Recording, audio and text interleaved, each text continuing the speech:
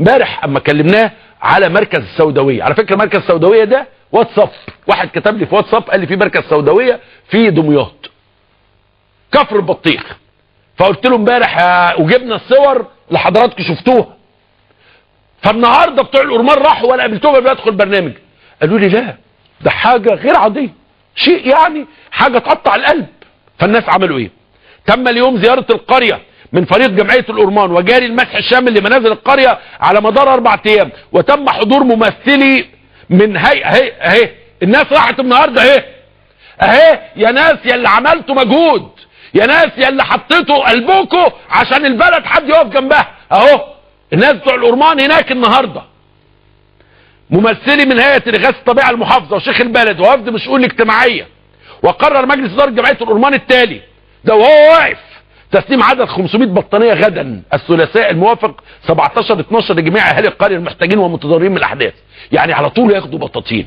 2 توزيع عدد 500 شنطه مواد غذائيه وهي اعانات فوريه على طول يا جماعه غذاء. بدايه حصر جميع المنازل المحتاجه الى عمل اسقف او اعاده اعمار او توصيل مياه او كهرباء او بعض الاساس المنزلي. 4 سيتم حصر جميع الاسر المتضرره وتوزيع مشروعات تنمويه تتناسب معهم، الجاموسه العشر والكشك وكل الحاجات الجميله بتاعت الأورمان، مع الاعانات الماليه لنجاح المشروع وهي عباره عن تغذيه شهريه ب 600 جنيه وذلك لمده عام. لمده عام تغذيه. شايفين القريه عامله ازاي؟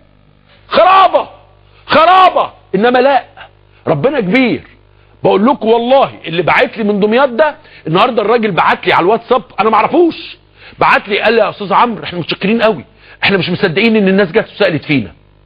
قريه انا ما اعرفش هي فين ولا حد يعرف هي فين ولا يعرف كفر البطيخ ده فين، انما دخلت الأورمان ولا المحافظ كان يعرف هي فين. ايه رايكم بقى؟ سيتم عمل قافله طبيه لفحص جميع المرضى بالقريه، وسيتم اجراء جمع عمليات العيون مجانا 100% وجميع عمليات القلب، وتسليم اي كراسي متحركه او اي اطراف صناعيه فورا بدون اي اجراءات ورقيه معقده للتسهيل على اهالي القريه. قريه لا نعرفها ولا حسام أبان يعرفها ولا عايزين منها حاجه ولا نعرف مين فيها. انما المصريين يا سياده الرئيس جبابره، المصريين عظماء، المصريين لما يحركوا الجبل. فانا طالب منك طلب صغير جدا يا سياده الرئيس، ان الناس اللي عايزه تبعت هدوم من بره تدوا اوامر للسفراء بتوعنا يتحركوا بقى، يتحركوا ويساعدوا تجي لنا الهدوم دي هدوم جميله وقديمه وحلوه ولطيفه جايه من بره مستورده، نديها للناس ديت البردانه. ساعدنا يا سياده الرئيس، انا مش عايز فلوس، انا مش عايز البلد تدفع لي حاجه، المصريين شايلين بلدهم، انا عايز قرار على ورقه ويبدأ السيد وزير الخارجية في تطبيق هذا القرار ويبتدي شحن الهدوم والبطاطين وتفرجوا على المصريين بره. والى كل المصريين في الخارج اشحن باسم الجمعيات، يعني طلع الكونتينر عشان ما يطلعلكش بقى فيلسوف في الجمارك ولا فيلسوف في مش عارف ايه ويقول لك لا، اشحن باسم جمعية الأورمان او القنصلية. وهي السفارة والقنصلية تبعت ان دي سفارة واشنطن بعت كونتينر لجمعية الأورمان بس لمصر الخير لبنك الكساء، وبنك الكساء ومصر الخير وجمعية الأورمان يبقى طلع لهم قرار ان لما يجي لهم الحاجة دي تتفتح وتخرج عشان تتوزع وبسرعة وتوصل للناس قبل يوم الأربعاء الجاي. سيادة الرئيس انا مستني القرار، لو ما عملتش القرار ده سيادة الرئيس انا هكون زعلان جدا والمصريين كلهم هيكونوا زعلانين.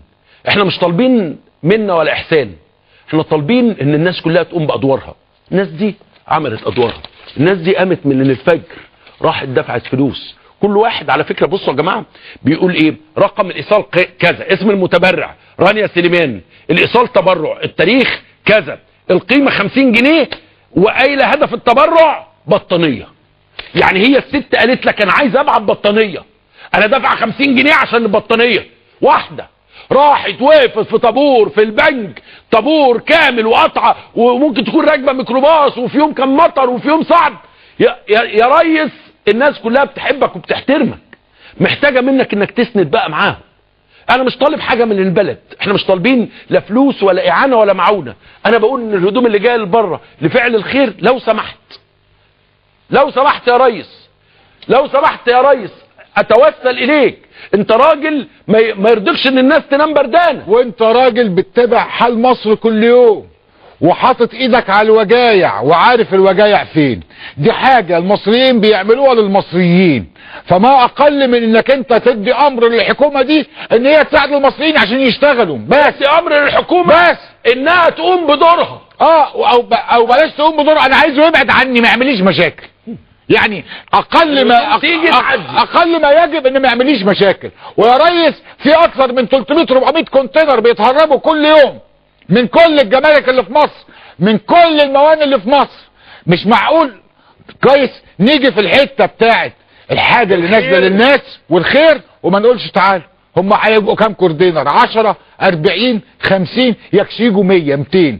مش هتخسروا حاجه ان تقف ويطلع اوامر ان ده ما يقعدش اكتر من يوم ويطلع عشان يتوزع عشان نلحق الناس. هتقول لي وموارد الدوله، انا بقول لك انا بوفر لك في موارد الدوله، لان المواطن البردان ده هيجي لك المستشفى، هيموت قدام المستشفى ويعمل لك فضيحه، هيهز لك الدنيا في الايام الجايه. لا اله الا الله. انا مش مصدق والله العظيم ثلاثه. يعني ربنا يعني يا رب يا رب يا كريم. معانا سياده الرئيس عدلي منصور. مساء الخير يا سياده الرئيس. سياده الرئيس. سياده الرئيس مع حضرتك يا فندم. سياده الرئيس عدلي منصور، احنا برنامج القاهره اليوم.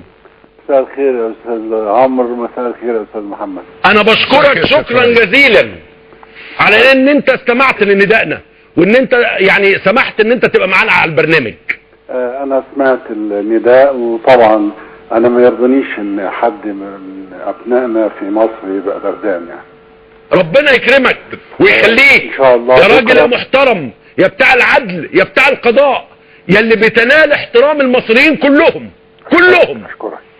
بكره ان شاء الله هو وزير خارجيه بس خارج البلاد، انا هتواصل مع الخارجيه ومع السيد رئيس الوزراء وهنحل الموضوع ده ان شاء الله.